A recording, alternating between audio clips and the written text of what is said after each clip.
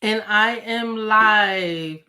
Welcome to another episode of Mondays with Miko. I hope everybody had an amazing weekend and definitely looking forward to this Monday to share with you my weekend. So I'm going to talk to you guys. I shared on my wall and also on the Juneteenth wall about my visit to the slave cemetery. So I'm going to break it down a little bit more for you guys. So you can ask questions if you want, obviously, always, always, always. But I'm going to break it down a little bit more for you today. So if you can share, hey, Virginia girl, long time no talk to. If you can please share on your walls, that would be great. And for all of you all who support me when I see you in the streets, I just want to thank you because I know you watching because you told me you watch. Whether you live in this area or not, I appreciate you. I really, really do. And I thank you for the love that I see when I'm on the streets, right? You all seriously keep me moving, keep me motivated. It takes a village. It's all about us. I couldn't do it without you all. So I just had to say that today. Okay, so what am I going to talk about? I'm going to break down my visit to the slave cemetery. I'm also going to talk about for custom COVID updates. We're going to talk about Pfizer being FDA approved. What does that mean? Who's it approved for? And then we're going to just hypothesize, right? So, because everything that I say on this show, this is an opinion show, right? It's my opinion. I do bring experts on who give their professional opinion. But when it's just me, I'm just telling you my opinion. And so we can have dialogue. Don't mean you gotta feel the way I feel. It's just for me in my house, right? So we're gonna talk about it. And then we're gonna talk about the schools a little bit and the children, because I think it's important. And time permitting, let's talk about Afghanistan a little bit, okay? And then I do want to preview I'm working on my guest for next week, and so we can get some valuable information back to the community around how the community can get help from the current ARP program. All right, so let's just jump in. So what I think I'm gonna do, and pray with me, y'all. I'm gonna see if I can get this to work. Is I am going to show pieces of. I'm going to take the video that I put out there, and I'm going to show a piece of it, and then I am going to break down kind of what happened at that given point in time. All right, so let me see how I can do that. Put this here. All right, this may actually work. All right, so I'm going to start with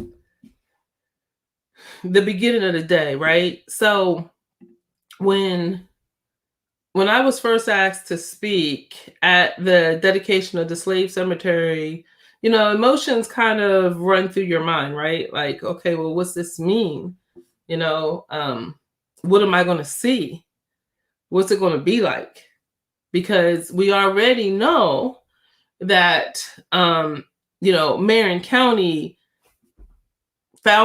made its riches off of slavery, right? So most of what you see built here, anything that you see, streets, buildings, whatever it is, when Marion County first got started, it was farming, and from farming to manufacturing, and all of that are obviously farming and slavery. And matter of fact, I think I shared with you all on one of my other shows the census records from those early days in the 1800s, where it shows how many slaves and the records of how many slaves were in this county.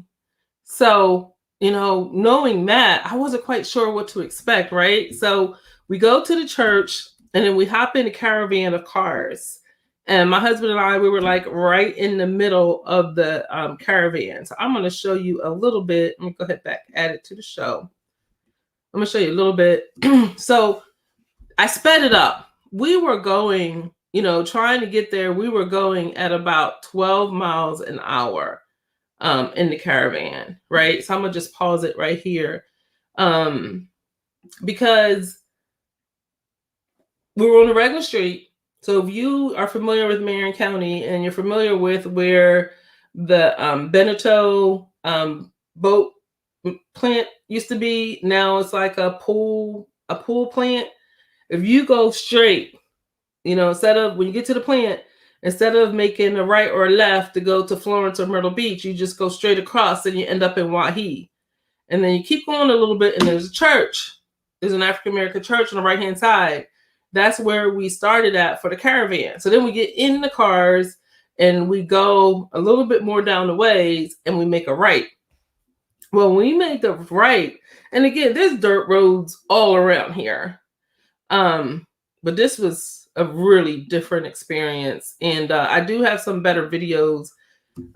But so as we made that right, and we were looking at, this dirt road, I'm like, oh my goodness, even this dirt road is in like really bad. It's not the average dirt road, right? It was all messed up. We went through like big old craters. And, for some, maybe they use it for four-wheeling or whatever, and it's fun, but it's like big old craters of holes and water that filled those craters. And, so the caravans, we had to kind of like maneuver our way around this street, maneuver our way around this street. And then you look to the right, you look to the left, and it was nothing on either side. It was like swampland on this side, maybe some trees and what used to be farmland on the other side. And that was all the way down, till we got to where we was going.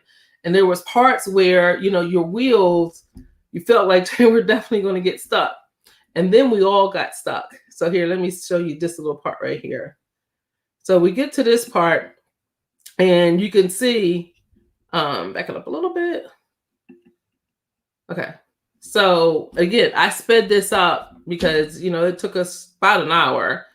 We spent about 20 minutes at this one stop because here it is right here, because everybody got stuck. Our lead van got stuck, and then that was a car that was in front of me. It had to kind of go around. This little car got stuck, and then you're going to see these guys come out, and they pushed the car out. Now, those guys, right, they were logging, and that's, they weren't part of our caravan.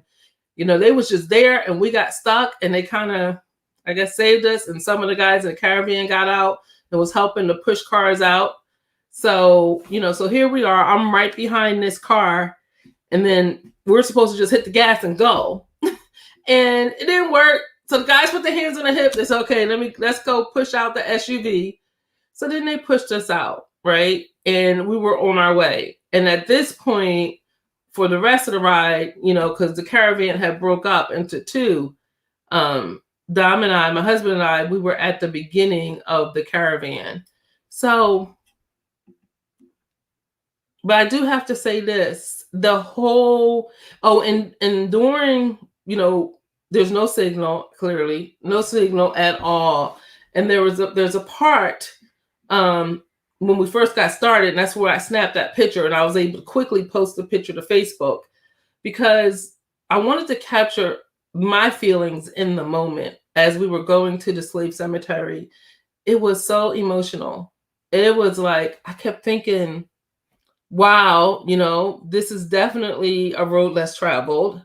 And man, just thinking the 1800s, my descendants, people who I am descended from, our ancestors, this was a long road, and I was thinking about them trying to escape from the plantations and having to take this very long, treacherous road or go along the river because the PD River is right there, or try to get out of there through the swamps, and I just felt there how they may have felt. I even felt like as we was going to the cemetery, because I'm going to talk to you a little bit about how it was a community at one point, and how they must have felt coming through this road, this dirt road that way, and did it look like home? Except for they're in shackles and they're in chains, and they've probably already been beat already. They've been starved. They've had this horrible journey.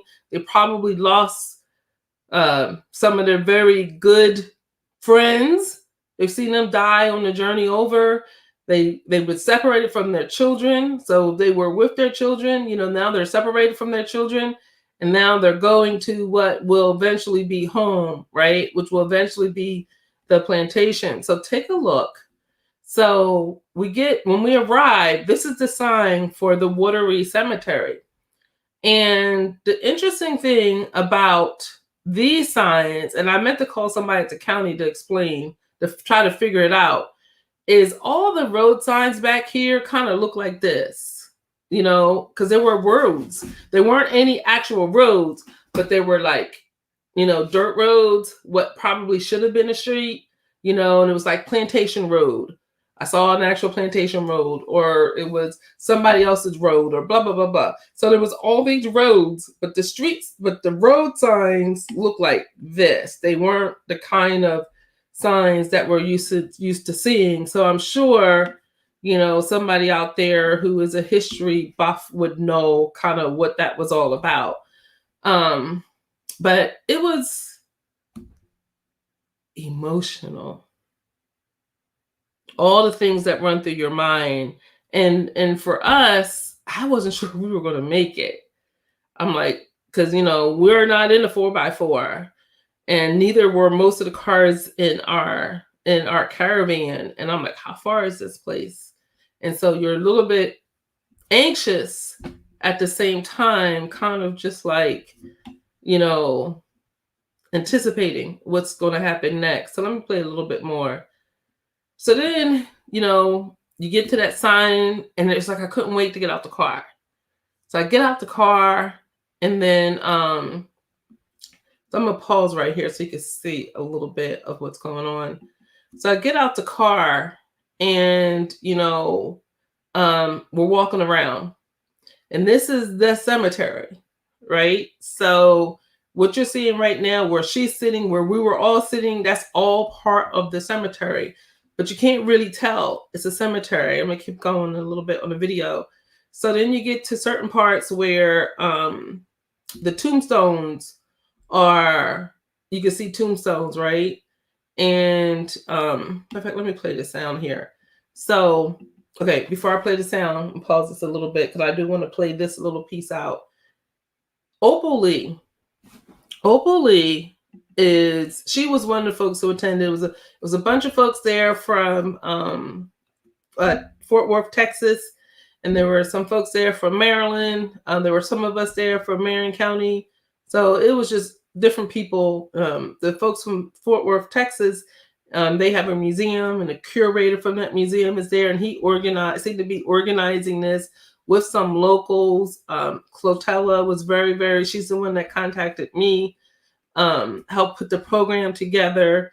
And so Opal Lee is the woman who is responsible for Juneteenth being a holiday. She's the one, the activist that pushed for it to be a holiday. And keep in mind, when we started planning Juneteenth, the planning team, we had no idea that anybody was working on the back end to make Juneteenth an actual holiday. And it's her. She's the one. And she was there. She had been in Marion County. She came in on Friday, and she was here for this event, both on Friday and Saturday. And this woman is amazing. And so she gave us a lot of wisdom, the way your grandma or your auntie gives you wisdom. Like, she just said it. Like, I didn't even put all that stuff in the video. She just said it. Like, she's like, look, this is what we need to do. And, this is how we're going to, in my words, this is how we're going to get change. So one of the things that she said, and she wasn't in charge of the program, but at this point in time, she just asked folks to sing a specific song. And you guys are going to be very familiar with this song. So I'm going to play it, and I'm going to try to narrate over it. Hear it. So if you look here, you can see the tombstone. And this is nowhere near, this is nowhere near all the folks that are buried in this slave cemetery.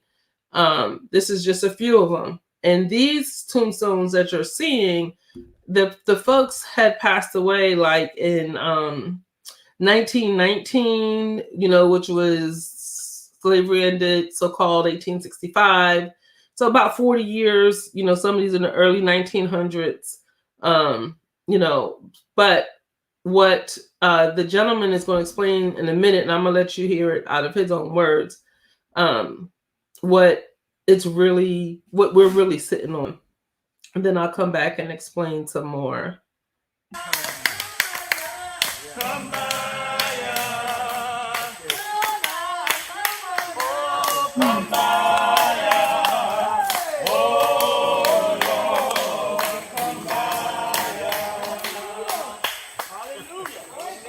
Okay, so we can come up in about 5 seconds and we can explain a very important thing. So what you hear in the background is the few folks that were there as part of this dedication of the system. All of a sudden, remind me, there used to be wooden crosses all out here, but the wooden crosses deteriorated and gone. There's a whole lot more graves out here and people out here that you cannot see, You can see some of the tombstones are left out here. Okay, so let's just park that there for a second, right? So basically what he said is that you're not seeing all the tombstones because the slaves, when we buried our dead, we used wooden crosses, and wooden crosses would deteriorate over time, and so you can't see them. But let me run this back a little bit. This is something that I found that is really, really interesting. Check this out. I'll run it back a little bit. Bobby had, not Bobby, but Don had already talked about Bobby's. I'll move back a little bit. Okay, so check this out. Look at where we are, right? So we're in the middle of the woods, okay? Everything in the woods is completely overgrown and grown up. And if you're from around here, the pine trees, just a teeny little seed, pine tree, those things that fall off the tree can fall, and you end up with palm trees in your pots, your potted plants everywhere if you don't pull them bad boys up. So the one thing that he pointed out to us is that the trees don't grow up over the caskets where people are buried. Wow, isn't that something else? It's like the trees don't grow up through dead bodies. And that I just found to be incredible. That how would a tree know? So we what they want to do, what the curator really wants to do, is somebody has to be hired to experts, scientists, kind of folks that do this work, to find out where all these bodies are, and to give them proper markers, and to clean it up, and different things like that, really just to give it the attention that it deserves. And it was just very educational. If you get time, the whole video was 16 minutes. If you could take a look at the video, we were out there for about an hour and a half, maybe hour 45 minutes, and then people biologically had to go back, right? You just had to go back. And Miss Opal Lee, just to be in her presence was incredible. And she gave me a direct order, y'all. So she said I'm gonna be the grant writer, right? Now I'm not sure she meant that way, but she put into my spirit that we got to do something about where our ancestors are that are laid to rest. We have to respect them, especially with the sacrifices that they made. They sacrificed everything, and it wasn't their choice. One day they're in Africa, next day they're in Marion County, and here we are. Could never forget their sacrifice. Never can we forget their sacrifice. So I gotta tell you something else, right? So we get there, I'm walking around looking at the tombstones, kind of taking it in, like, wow, this is how our ancestors were treated, even in death, and I'm just taking it all in. And there was no tears, right? It was just taking it in. So listening to all the speakers, picking up on the history. There was, Donald Williams, he's the one that's the curator of the museum. The Foxworths, Mr. Sutton, like everybody there, they just really gave us some knowledge at that given point in time. And if you watch the video, you can see some other ladies who shared their experience. Oh, thank you so much. Yeah, Clotella, we could do it. We could do it. Clotella was there, obviously. She's the one who invited me. We're going to make this right for our ancestors. But I gotta tell you about me. So it was my turn to speak, right? And I knew it was on I keep a little wall over here of all the stuff that I have to do. And it's been on my wall to write the slave cemetery speech, like write it. And I could never write it. I couldn't even, in the book where I write my speeches, sometimes I start on the computer, but I'll just write 3 or 4 words. And then I start from there and then I'll go. I couldn't do it. Y'all, I couldn't do it. I couldn't write nothing. And then my dad was like, well, just drive by there and, maybe it'll give you some inspiration. And little did I know you couldn't drive by there, So I just went. And when I stood up to speak, keep in mind, still, they called my name. Now it's time for me to speak. Still no one will say. In my head, I kind of got some idea, but not really. And I stood up and my legs was shaking like this, like this, like this, like this, like this, like this. I never felt that before. I'm just telling you my experience because it was true. It was just my legs were shaking. And then I just talked, right? And I thought I was going to fall. I thought that I'm going to fall in front of all these people. Because my legs, and I was trying to find some place to get steady with my legs. You may see me like fidgeting a little bit. But it was like our ancestors were present. And so I came home. My husband, he recorded the video that you see, and he took the pictures that you see. So it is not the official. The curator, they took video and they had other people doing other stuff. But, I felt compelled to share this with you all, whether you live in Marion County or not. I really, really felt compelled to share this moment that I experienced with you and to let you know kind of how close this is if you didn't know, right? And so since then, I've gotten people hit me up, people send me text messages, people call me on the phone, people hit me up in inbox, and they said, oh yeah, and there's a slave cemetery in Mullins, and there's one over here, and there's one over there, and they're all in disrepair. So apparently there's quite a few of them. So we got our work to do. I know that there is an African American museum in the works in Mullins. And so hopefully we can work with the museum folks and bring some respect back to, our ancestors and what their sacrifice was, and to recognize their sacrifice in our county. When we talk about slavery, when you hear about slavery, and you hear about the farms and the plantations, it was all right here. It was going down.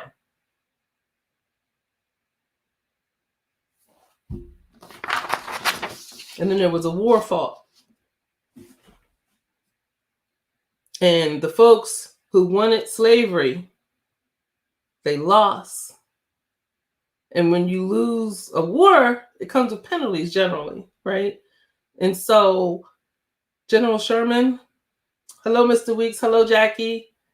He said, okay, slavery's over. These folk ripped away from their land, been here for a couple hundred years now.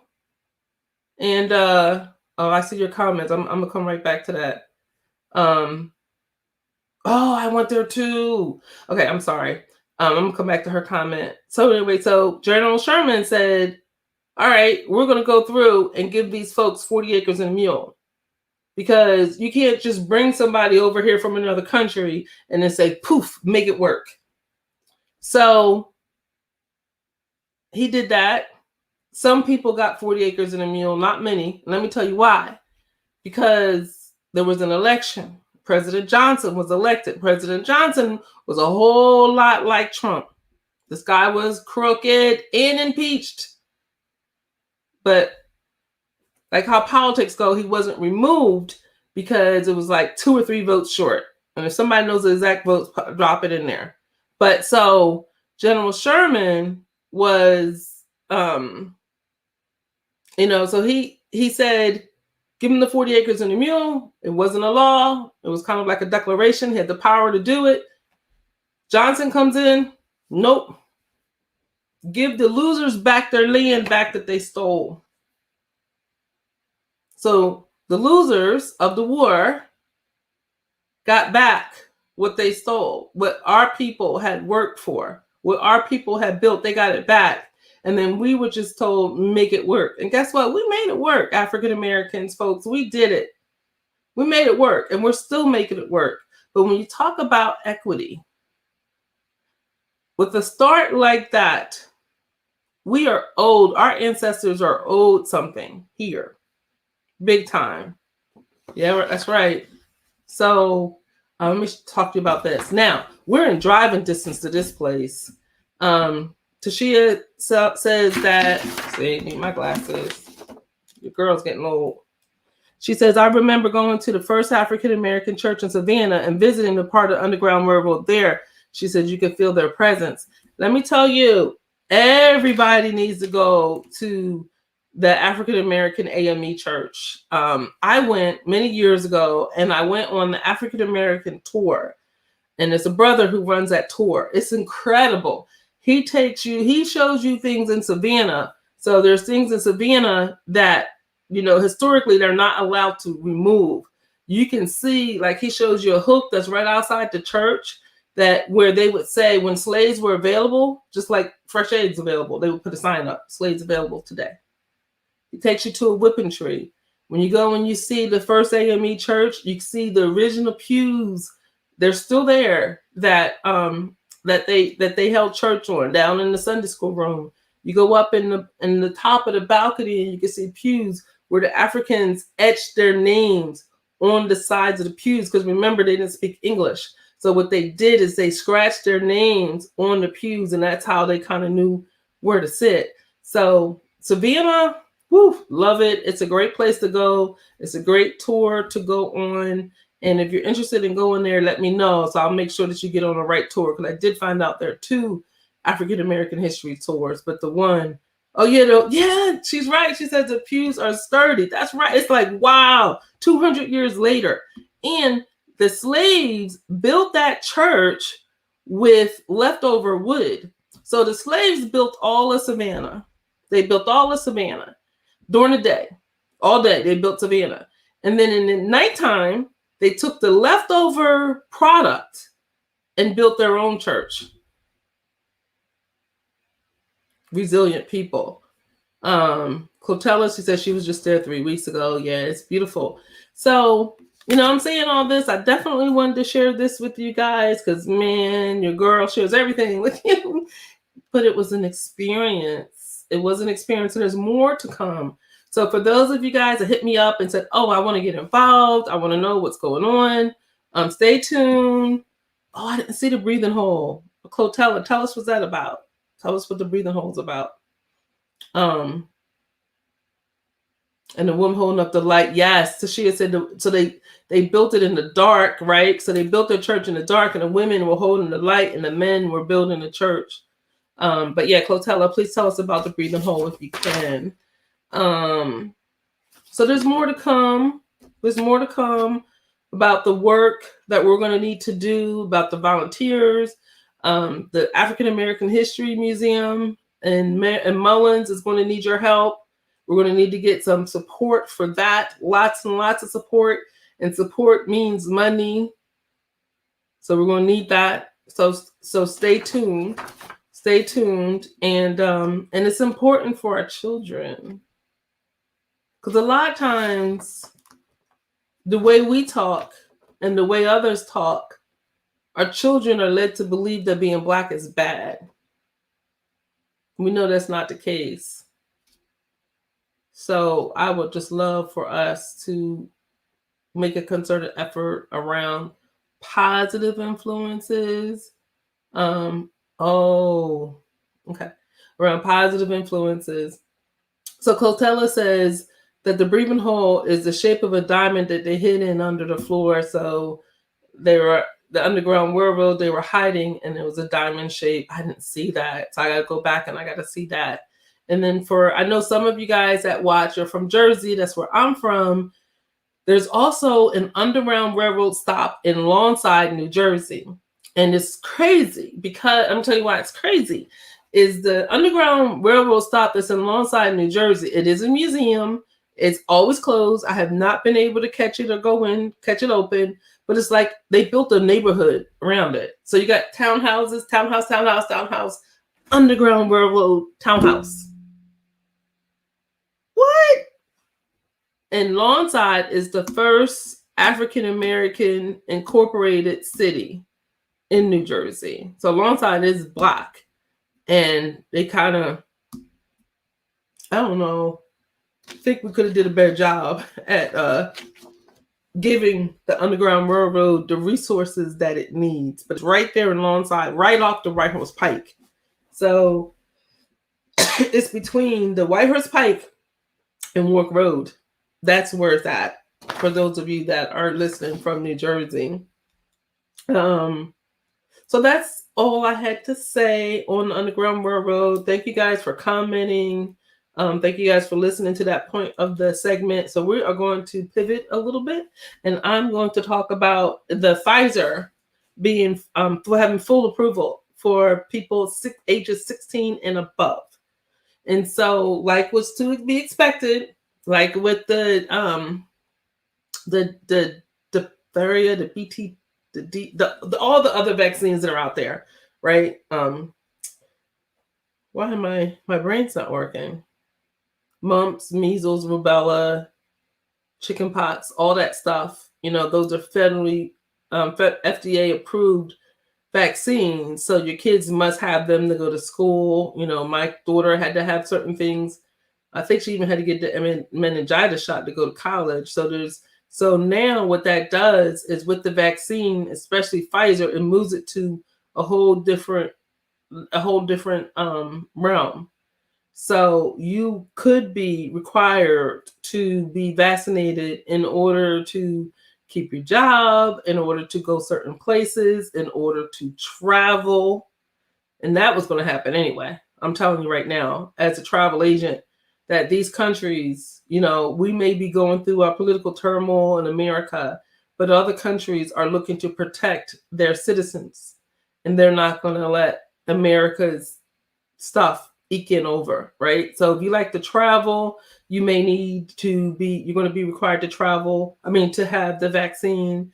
And one of the things that I'm hearing on my travel blogs, completely separate, is because people are traveling and they're getting these health issues, right? So if you go to one of my favorite places, Jamaica as an example, and you get COVID, then you have to end up in their hospitals, blah, blah, blah. Your insurance doesn't work outside the country. So these countries are talking about requiring people to have travel insurance, which is good.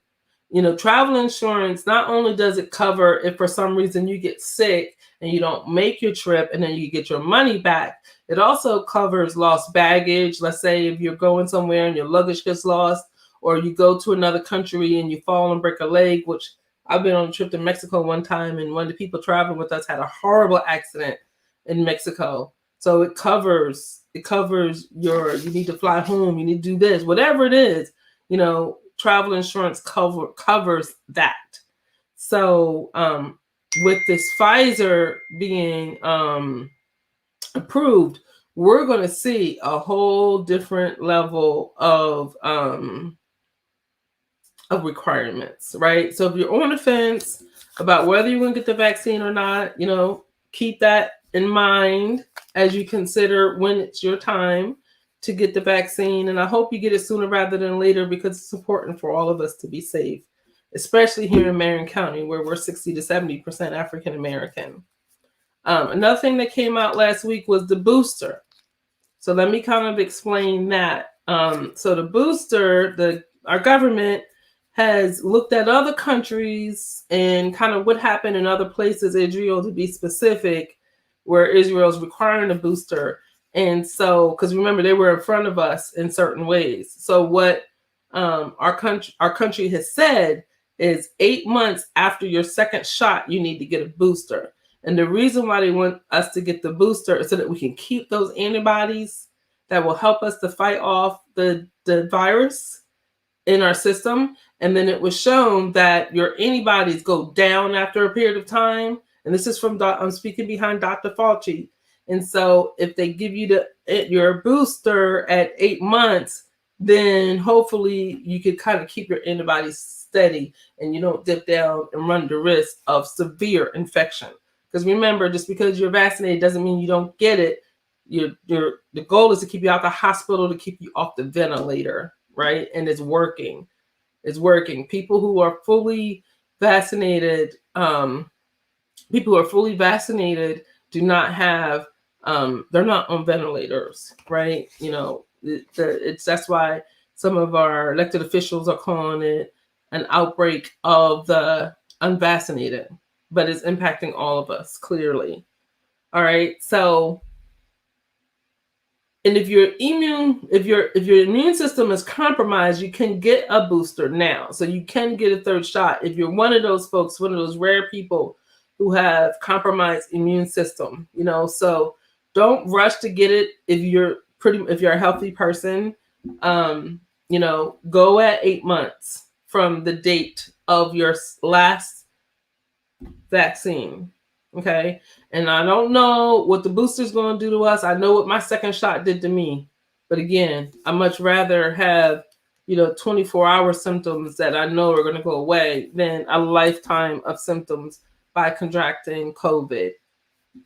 And in Marion County, guys, I don't know what it looks like where you live at, but in Marion County, I'm still getting phone calls every day of people telling me this person has COVID and that person has COVID and these three people in this family have COVID and these 4 people have COVID and they got it from here. And, it's a lot.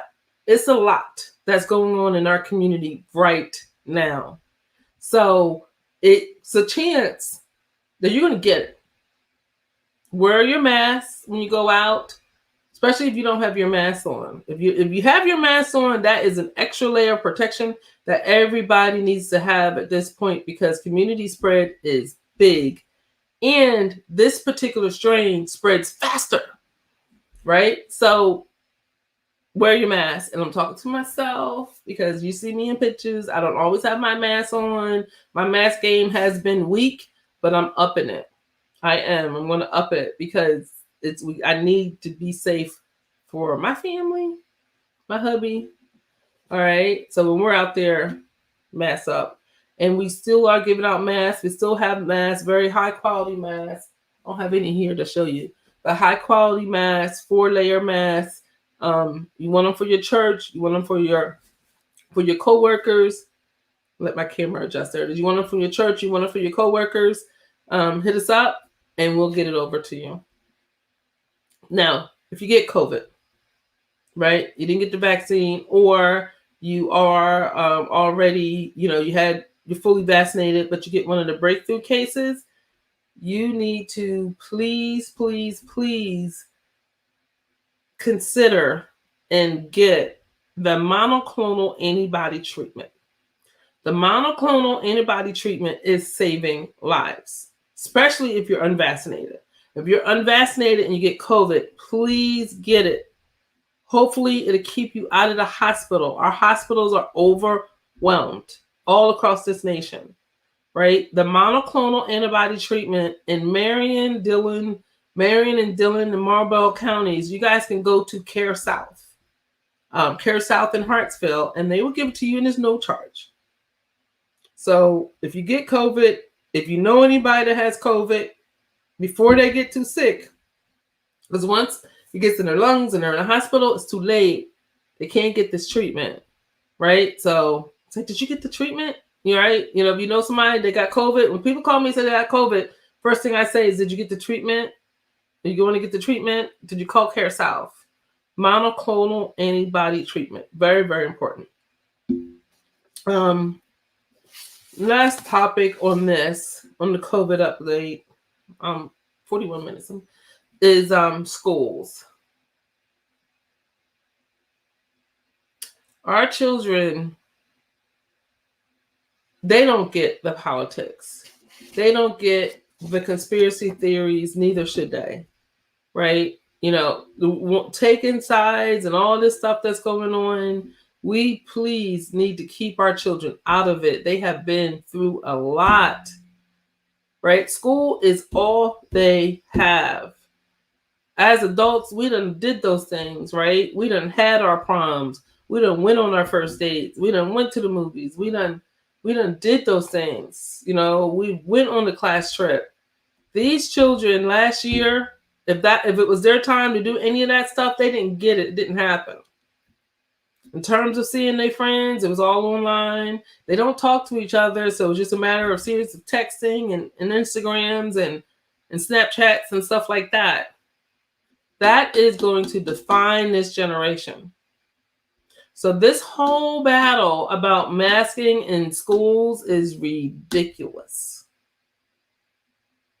These kids are spreading the virus in the schools. They can protect themselves and you and grandma by just sending those kids to school with masks.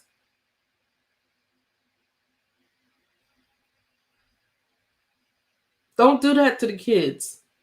Don't pull them into your politics, into your conspiracy theories, into your ideas of there's ways to self-heal and all that stuff.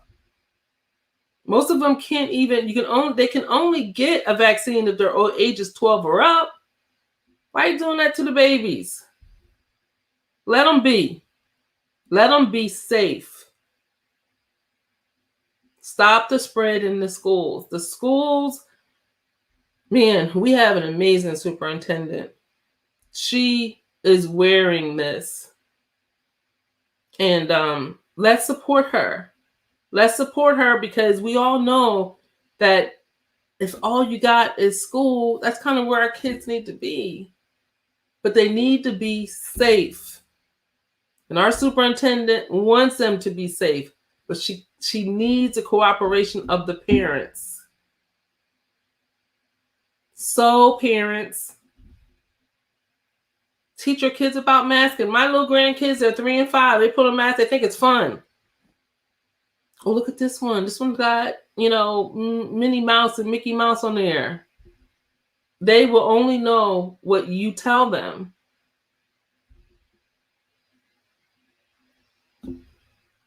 And unfortunately, if it gets to the point where somebody shared with me, I'm going to share it with you. If it gets to the point where, let me bring this up. If it gets to the point where the infection is widespread in our schools, then guess what? They're going to be home again. And that'll be the safest place for them. But here, let me share this with you.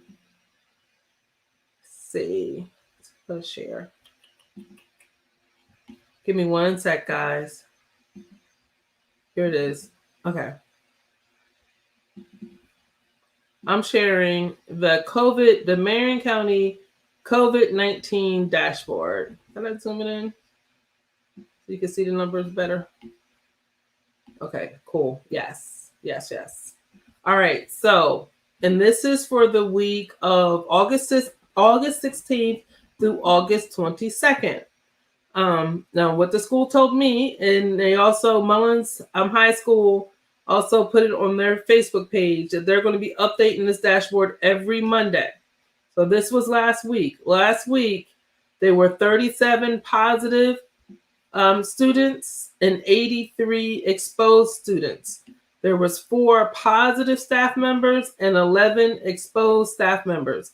And then when you go down in this report, it breaks it down by the actual school. Okay, here it is.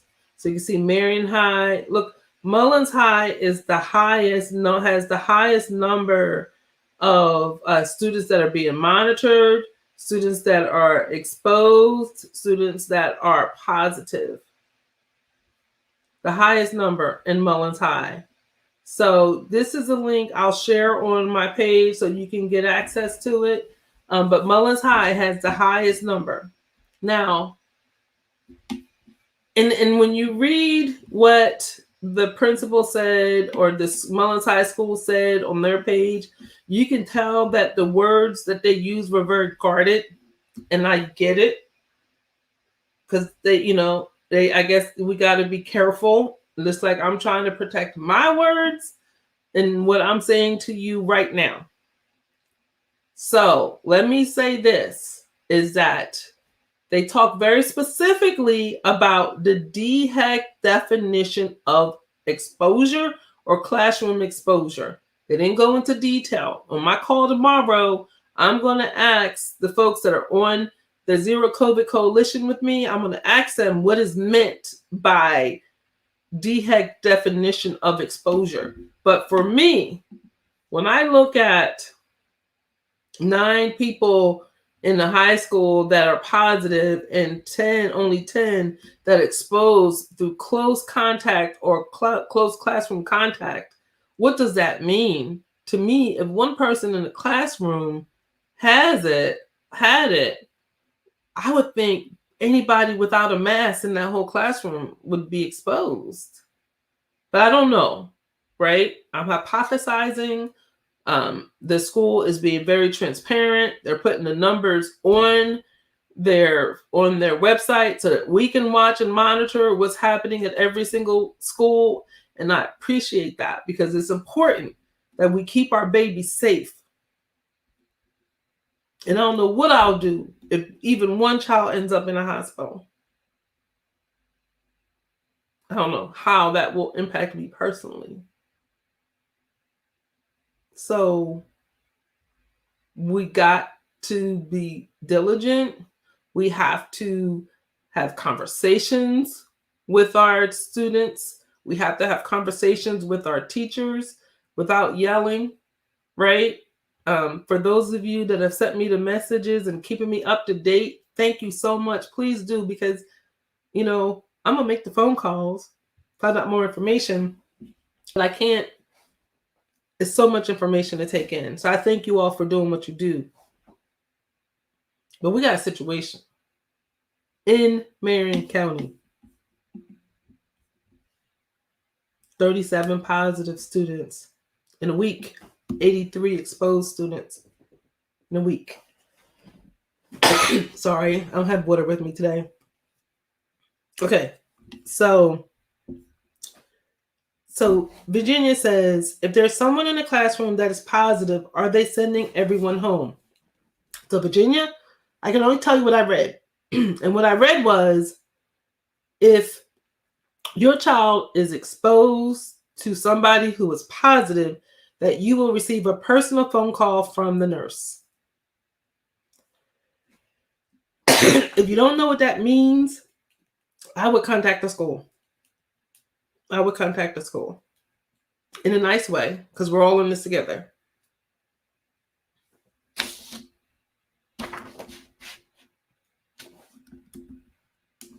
Let me see.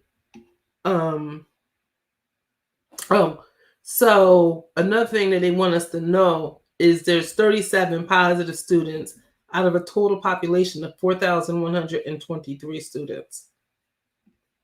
But still, we're talking about COVID. We're talking about Delta.